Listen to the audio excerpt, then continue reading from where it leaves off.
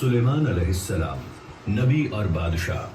وہ نبی اور بادشاہ حضرت داؤد علیہ السلام کے فرزند تھے۔ اس طرح وہ خود نبی تھے اور نبی کے فرزند تھے، نیز خود بادشاہ اور ان کے والد بھی بادشاہ تھے، جنہوں نے تاریخ کی سب سے عظیم الشان مملکت کی بنیاد رکھی اور اسے حق، انصاف اور سلامتی جیسے انسانی اصولوں پر قائم کیا۔ اللہ عز و جل نے جو عجیب چیزیں حضرت سلیمان علیہ السلام کے قابو میں دی تھیں، ان میں سے ایک ہوا بھی تھی۔ حضرت سلیمان علیہ السلام ہوا کو حکم دیتے تو وہ انہیں ان کی خواہش کے مطابق اٹھا لے جاتی۔ اس طرح حضرت سلیمان علیہ السلام ذرا سے وقت میں دور دراز کے ملکوں کا سفر کراتے۔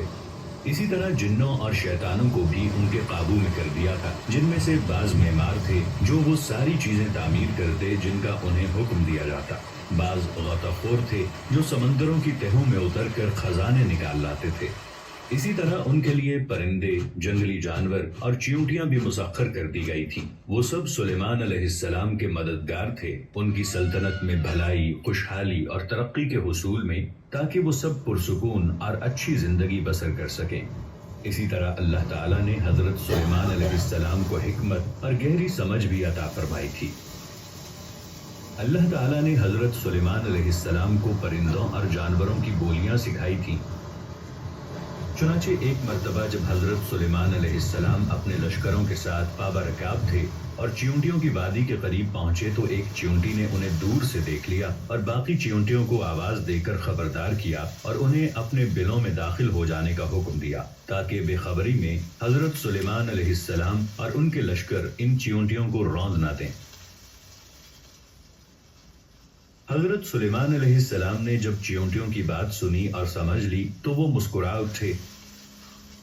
جس طرح اللہ تعالیٰ نے حضرت سلیمان علیہ السلام کے لیے ہر چیز، خواہ وہ انسان ہوں، جن ہوں، پرندے ہوں یا ہوا ہو، مسخر کر دی تھی، اسی طرح حضرت سلیمان علیہ السلام نے اس پوری بادشاہت کو روئے زمین کی آبادکاری اور انسانوں کی ہدایت کے لیے مسخر کر رکھا تھا۔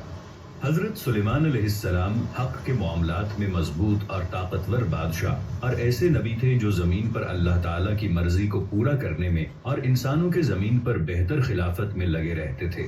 حضرت سلیمان علیہ السلام کی سلطنت اور مملکت بہت وسیع تھی، چنانچہ وہ زمین کے راستوں پر ایک جگہ سے دوسری جگہ آتے جاتے، اپنے عظیم مقاصد کو پورا کرنے، اللہ تعالیٰ کی بندگی کی بنیاد پر انسانیت کے اتحاد کے لیے اور اختلاف، فساد، بگاڑ اور کشمکش کو ختم کرنے کی خاطر۔